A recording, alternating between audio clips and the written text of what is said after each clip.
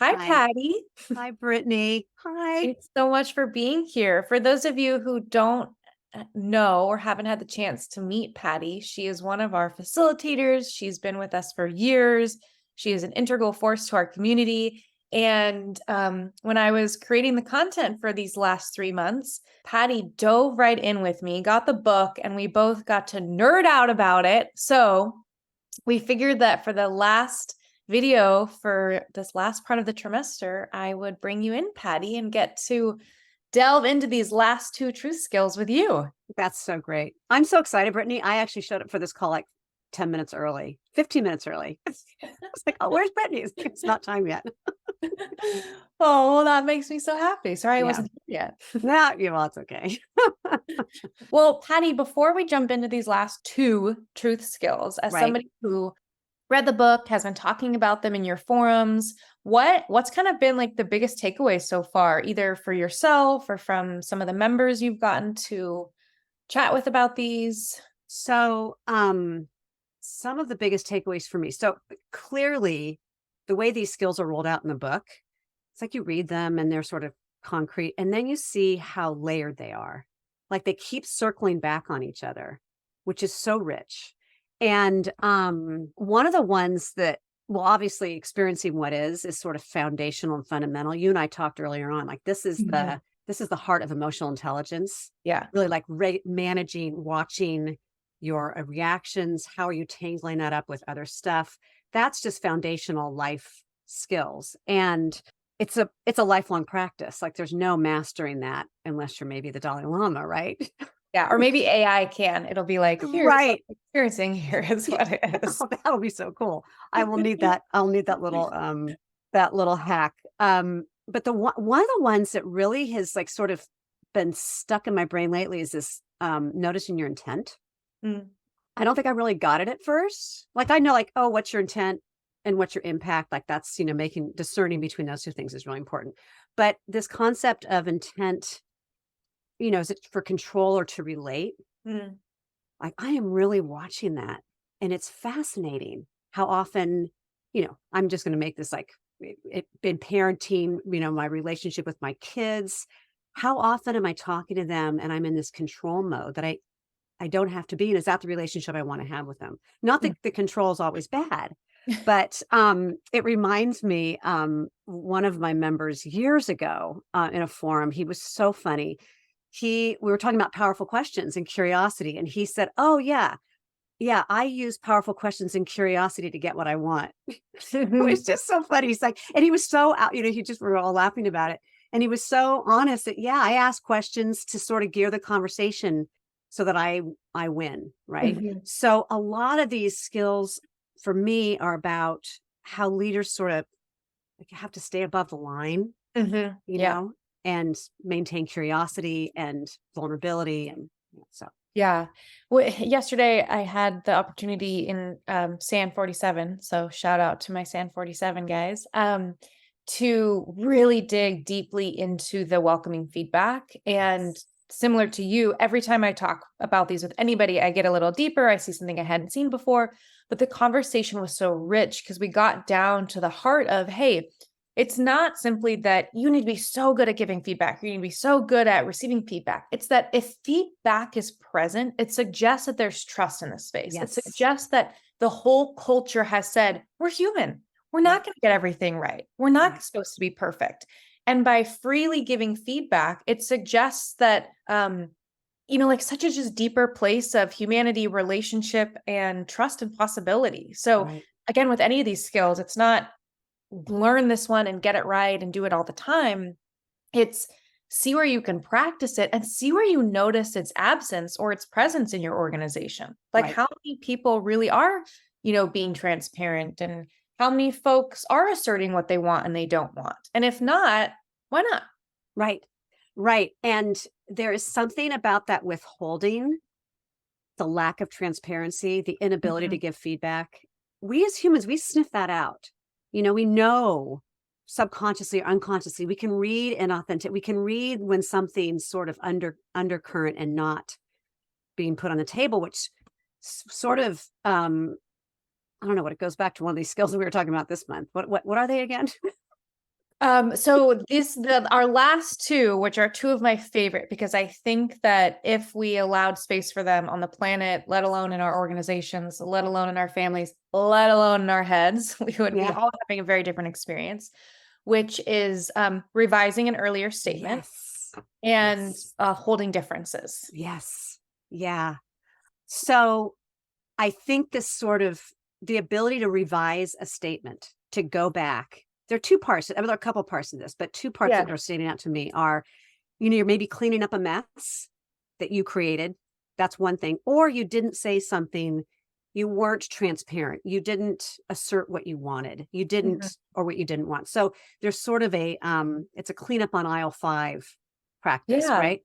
And it really requires, in the first case especially, it requires leaders to let go of being right? And that can be really confronting. Yeah. I think the other thing that I would throw in there is it also requires it to be okay to change your mind or have something be different than you thought it was. Right. And I think so many leaders might start a project or a roadmap, and then they're like, a week's down, you actually see, oh, there's holes in this, there's gaps in this that you couldn't have seen had you not started it. Right. But then there's so much of, well, as the leader, I really stood for this. I really fought for this. So I can't possibly go back. And then we know you create something you're not that excited about. There's bugs, so on and so forth. And again, that's okay. But the power of really being able to, and this is how Susan Campbell refers to it, is go out and come in again. Yeah. Like, can you really leave something and come back in and have that be totally natural and okay and a part of our, conversations and relationships. Right. It demonstrates like a leadership agility, right? Like, oh, I'm responding to changing needs or to changing dynamics, and I have the courage to start over, try again, go back and come back. I love that. Yeah. And I think it also suggests, just even in that statement, go out and come back in again, that we may not be able to get to the heart or the fullness of something at the first try. And maybe that's because we can't see all of it, or maybe it's because our emotions are so present that we're not able to see through the weeds or see through the fog. Right. So the chance to actually have it be normalized to, hey, I actually need the conversation to pause here, and I need to go do some of my work, and then we'll come back to it. Is that all right with you? Yeah. What have you noticed, Brittany, like when you've coached leaders on this, what do you sense is the biggest barrier to leaders doing this? Honestly, not seeing somebody else do it, or not feeling like it's present in the culture and it won't be accepted. So what's the point? Or I can't, or it won't work. Yesterday in my forum, someone said something that was so powerful along the lines of, these skills are all amazing. I don't see anyone above me at my company doing any of these. Right. So I don't have a role model for any of this. And that's so depressing, and it's so sad. And so, is it really viable for me to be creating this or infusing the organization with it? And of course, there's things that come with that statement and that thought. And the thing I reflected was, as a reminder, some of the folks in those seats came from a totally different generation and background. And if you start it now, the people beneath you will have the role models to see it. Right. Yeah, I love that. Yeah.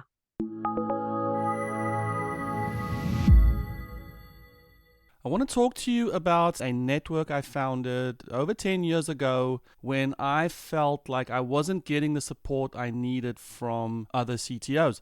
I was concerned that I wasn't getting a soundboard. My ideas were amazing to me, but I was concerned that maybe they were biased towards my own experiences. And really, as my whole company looked to me to build out their technology organization, I felt concerned. Was I getting the education I needed? Was I getting the pushback that I needed? And I wasn't getting that from my fellow C-suites because they were not technical. And so I decided, okay, I'm going to jump in and create create a network where we all have to come with our authentic selves and share our insecurities, our challenges, and face the next level of scale. We all know that what used to work 6 months ago isn't necessarily going to work 6 months from now, as we are constantly growing our organization. So 7 CTOs is a peer network of hundreds of CTOs who get together once a month in groups of 6 or 7 to learn something new together, to process some challenges together, and then really to just encourage each other on this journey. We assemble people at the same levels. We use a proprietary framework called CTO levels to make sure that people are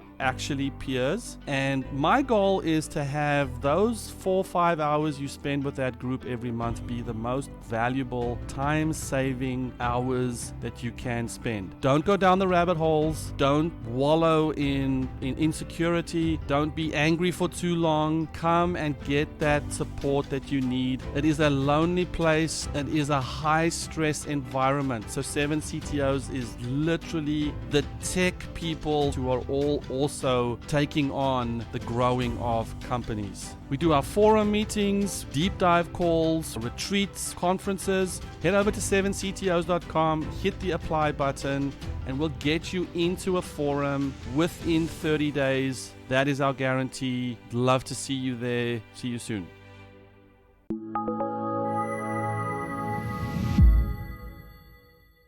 Yeah, well, you and Etienne talked about that last month. Like, what happens when, I think the phrase you said was like, leaders go first.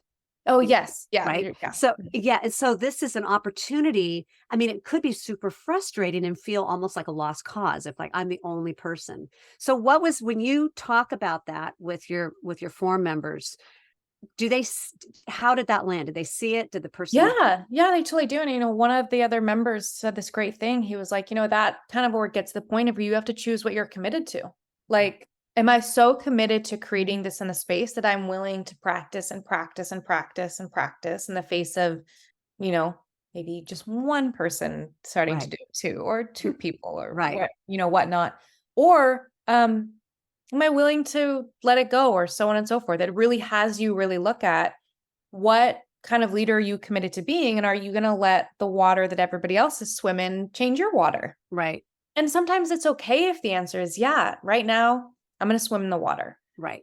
And I assert that every single person will come across a project or a situation, whether it's professionally or personally, that you're like, no, I'm not going to swim in the water. Like, I'm really going to test this out. And that's why, these skills, I wouldn't say wait until something is really serious and challenging and then start practicing. Right. Let's do it when it's easy. Yeah.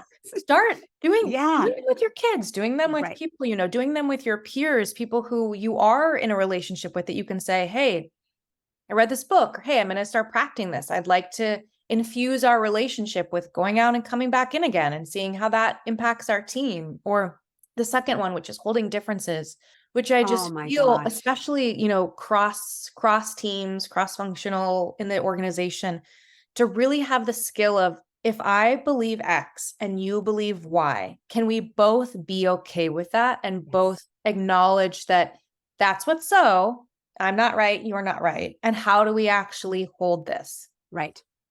I'm sure you've seen this. The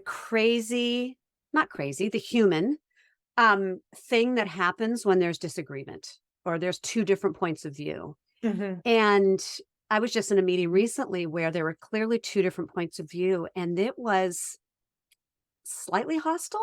There was no, So, it requires, again, leaders to see, I'm in my defensive posture. I'm sort of doubling down on my own position. And sometimes, I'm sure you've seen this, like people start talking loud. I've done this. People start talking louder. They start talking faster. Like, and actually in this whole idea of emotional intelligence, or the physiological feeling when you're at threat, like if someone doesn't agree with me, we go into this, like something's at threat, my competency or whatever. Right. Yeah. And our peripheral vision actually starts shutting down. It's a physiological, like you can't even see that people are tuning out because you're so, just like gonna fight to the death. Yeah. And this ability to sort of step back from that, like go back above the line and try to sort of see things from a neutral, like Switzerland perspective. Mhm. Say, okay, this is where I am and this is where you are. What am I missing? What are you Mhm. seeing that I'm not seeing? Asking powerful questions to sort of keep the conversation going as opposed to the who's going to Yeah. win? Yeah. It's so great you said that, because I was re-looking at the book, and I think these are 3 incredibly powerful sentences. She writes, "We got the idea that if you see one thing and I see something else, one of us must be wrong. Or if you want one thing and I want something else, one of us must lose. To find harmony in this world of diversity, we need to embrace paradox." And it's Yeah. like, oh my gosh, so many of us were trained in those first 2 things, and you're not trained in paradox. You're No. trained in that, hey, one of cognitive dissonance. But what would happen if we could really hold 2 things that seem Yeah. opposing in the same place? Right.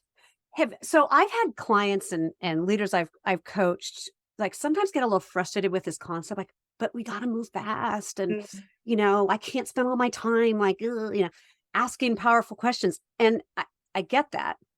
And if we're not attending to this dynamic, if leaders are Mhm. not attending to this dynamic, they're going to be dealing with something later on. Resentment, lack of commitment, Yeah. lack of collaboration, right? So they've got to do this work up front. And it may sometimes feel like it takes a little longer, Yeah.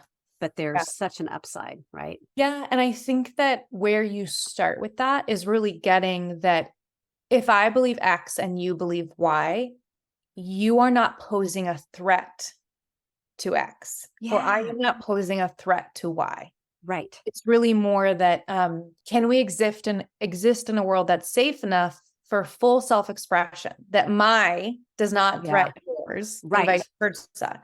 And you see this everywhere, right? This is, I Everywhere. think, our whole, at least especially in the US, our whole political system, voting, Yes. all of this would be so different if holding differences was actually a part of our conversational, Right. cultural, social, Yeah. fabric. Yeah. I can't remember if it's Difficult Conversations or Crucial Conversation. One of those really great books talks about this sense of threat. And it comes down to 3 different like parts of our identity. And the identity of competence. Are we good at what we do? Is such a big one, right? Mhm. Mhm. And if someone's not agreeing with me, or if someone's not agreeing with me, it's sort of, I think there's an interpretation that their competency is at threat. Mhm. Yeah. And it takes an authentic, sort of vulnerable leader to be able to say, "Oh, let me step back and hear your point of view." And actually, the first skill that we were just talking about, what was it? Revising an earlier statement. Mhm. Um, I have this client who he's really amazing at this.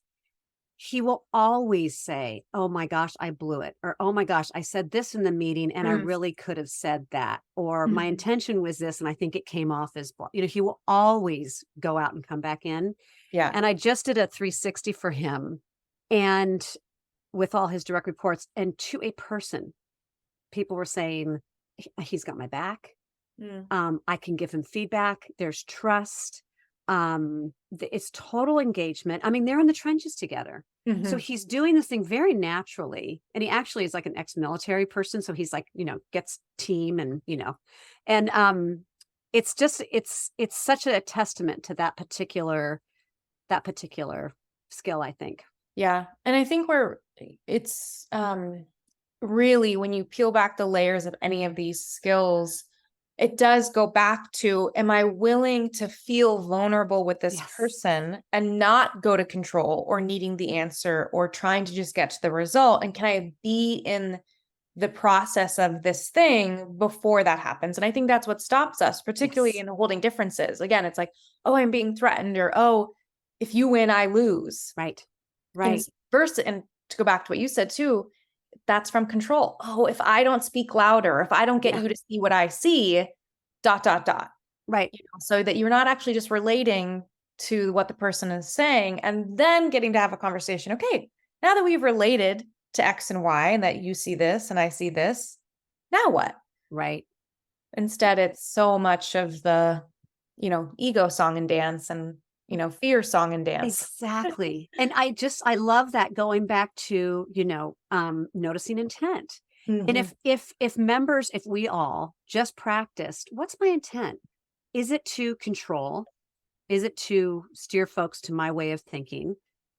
Which isn't always necessarily wrong. I mean, this is not a bad thing, but it may not be the most effective thing in the moment, right? Like, or do I want to relate? Do I want to build connection and engagement and collaboration, which, it's just that the awareness of that is so important. Yeah. And to what you said, again, just coming off such a great form, I can just keep repeating back to it. I want to hear more. Is during one of the challenge processing, the offering and feedback somebody gave somebody else was a monologue. Here's what you could say to them. It was about 4 minutes. It was so beautiful. And at the end, I said, hey, do you know that you just exemplified and demonstrated all of the truth skills that we've talked about? And everyone in the room was like, yeah, they were all there. That was so amazing. Can we support that? So these really do all exist together because they're about, embedding relationship and trust and possibility and humanity into a conversation, a situation, so on and so forth. So as we, close out this trimester, as a reminder, this all started from us looking at network, which is all about relationship and not having to do all this work for a relationship, but that these skills could actually be the thing that if you practiced out in the world with people, you're going to leave an imprint. Like, they're going to remember the leader who really held differences well, or was willing to go out and come back in again, or, really welcomed feedback. So as you think about these, we challenge all of you to maybe pick one or two that you're really going to try to practice. Maybe it's the two that excite you the most, or maybe it's the two that scare you the most, and see where you can practice it and see what happens in the relationship when you do. I love that, Brittany. And I love the idea of starting small with one or two and just trying them out. This is not a one and done thing, right? It's like exercise or eating well. Like, you got to kind of keep doing it. And there is no real, there's just no end game to it, which actually makes it really exciting, I think. And so these are just lifelong practices, and they're so rich. Right. Yeah.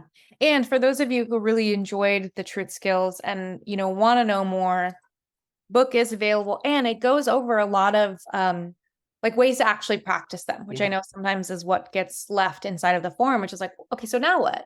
So please continue to have great conversations in your forums. And thanks for diving into this, this world of allowing yourself to be seen and seeing others. And thanks, Patty, for joining me today. It was pure delight.